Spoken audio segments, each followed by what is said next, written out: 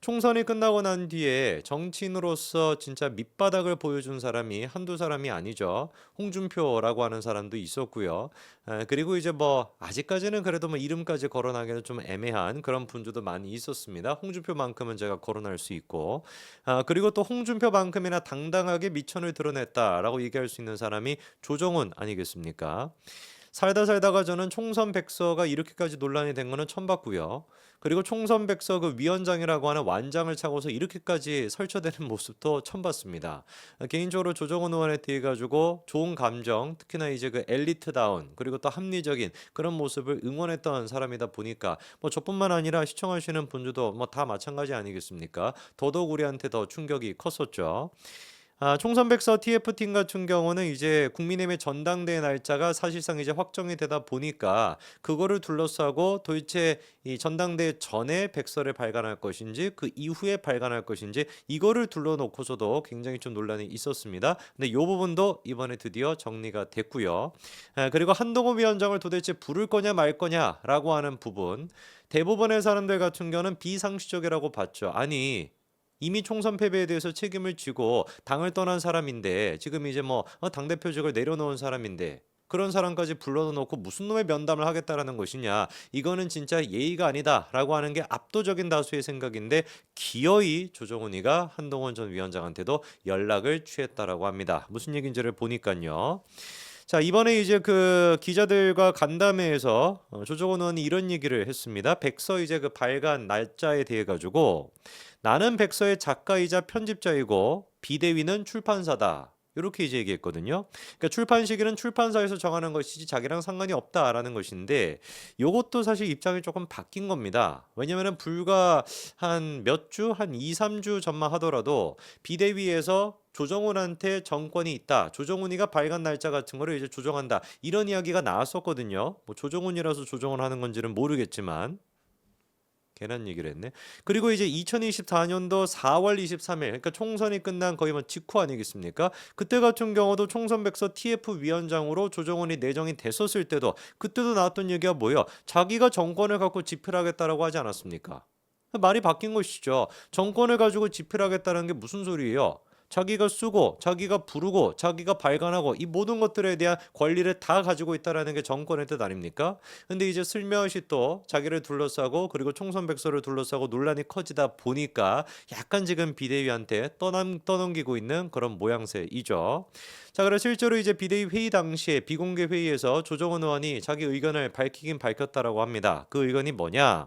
두 차례에 이제 걸쳐 가지고 나눠서 발간을 하겠다라는 것이에요. 갑자기 뭐 조정훈 얘기를 해서 그런지 날파리가 꼬이는데 제 입으로 지금 들어가지 않았습니까? 날파리가 요 앞에 있었던 애가 방금 말하면서 보였는데 갑자기 사라졌는데 뭐 어쨌거나 두 번에 나눠 가져가겠다라는 것인데 첫 번째 같은 경우는 전당대회 전, 두 번째 같은 경우는 전당대회 이후 두 번에 걸쳐서 하겠다라는 거예요.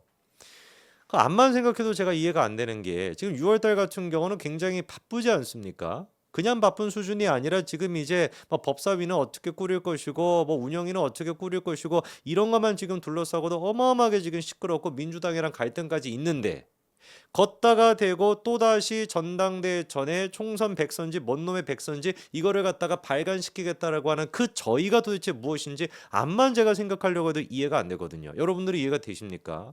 실제로 그래서 비대위 회의 당시에도 어떤 얘기가 나왔었냐? 아니 6월 한 달 자체가 민주당이랑 원 구성 협상을 해야 되는 그런 중대한 시기 아니냐? 굳이 이런 식의 백서를 발간해서 당내 논란을 일으킬 필요가 있겠냐? 이게 지금 비대위원들의 얘기입니다. 그리고 추경호 원내대표 또한 마찬가지로 비슷한 의견을 가지고 있었대요. 그래서 결국에 이제 어떻게 하기로 지금 정리가 됐냐? 총선 백서를 언제 발간을 한다? 전당대회 이후에 한꺼번에 차분하게 발표하겠다. 이렇게 지금 단독 기사까지 나와 있는 상태입니다. 사실 이게 당연한 얘기죠, 그렇죠?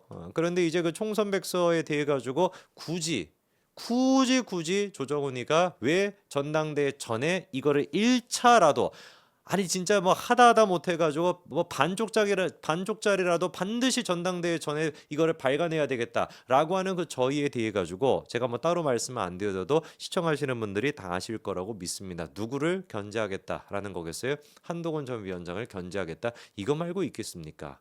정말 진짜 하다가 반쪽짜리라도 전당대회 전에 발간하겠다라고 하는 이 조정훈의 모습을 보면서 기가 차다라는 생각이 드네요. 자, 그러면서 지금 또 문제가 되고 있는 게 이 총선백서 내용에 누구누구의 책임이 더 큰가 이거를 굳이 이제 또 집어넣겠다라는 거 아닙니까? 굳이가 많아요. 조정훈에 대한 얘기를 하다 보면은 일단 그래서 대통령실까지도 마찬가지로 집어넣겠다라고 했습니다. 그 부분에 대해 가지고 조정훈이 뭐라고 얘기하는지를 들어보니까 대통령실은 면담을 진행하고 있대요. 질문이 드는 것이죠. 아니 대통령실에 누가 도대체 조정훈이랑 지금 만나가지고 총선 패배에서 대통령실의 어떤 책임 문제에 대해 가지고 얘기를 할까? 도대체 누굴까? 라고 하는 질문이 들고 그리고 정말로 조정훈이가 그 부분에 대한 책임을 밝혀내는데 진정성이 있다라고 한다면 그게 누군지 그럼 뭐 정무수석인 것인지 비서실장인 것인지 누군지는 모르겠지만 어느 정도 급, 어느 정도의 권한을 가지고 있는 사람과 면담을 한 것인지를 밝혀야 되지 않겠습니까? 정작 그런데 그 부분에 대해서는 안 밝혀요. 누구랑 면담을 했는지 안 밝힙니다. 그러면서 하는 얘기가 충분히 정무적인 질문에 답변해 줄 수 있는 분들 이런 식으로 정무적으로 답변하고 있습니다. 정말 간사하지 않습니까? 입으로는 뭐라고 얘기하는 거예요? 뭐 입으로 얘기하겠죠. 뭐 다른 데로 얘기하는 건 아닐 테니까. 입으로 뭐라고 얘기하는 겁니까? 지난번부터 대통령실이 됐거나 한동훈 위원장이 됐거나 양쪽에 다 책임이 있다. 양쪽의 입장을 갖다 골고루 집어넣을 것이다. 이런 식으로 얘기해 놓고 항상 하는 얘기 뜯어보면 어떻습니까? 한동훈을 갖다가 그냥 계속해가지고 이름을 언급하고 대통령실도 불러가지고 면담을 했다라고 하는데 정작 그 사람이 누군지 누구를 불러가지고 면담을 한 것인지 그냥 뭐 직원을 불러다 놓고 한 것인지 행정직을 불러다 놓고 한 것인지 어느 정도의 책임이 있는 사람인지에 대해서는 언급조차 못하는 거예요. 그냥 하는 소리가 뭡니까? 정무적인 질문에 답변을 해줄 수 있는 분들이다 라는 식의 지극히 정치적이고 지극히 정무적인 답변만 지금 조정훈이가 하고 있는 것이죠. 이러니까 우리가 뭐라고 하는 겁니까? 애당초 총선 백서가 누구를 겨냥하고 있던 것이다? 한동훈을 겨냥하고 있었던 것이다.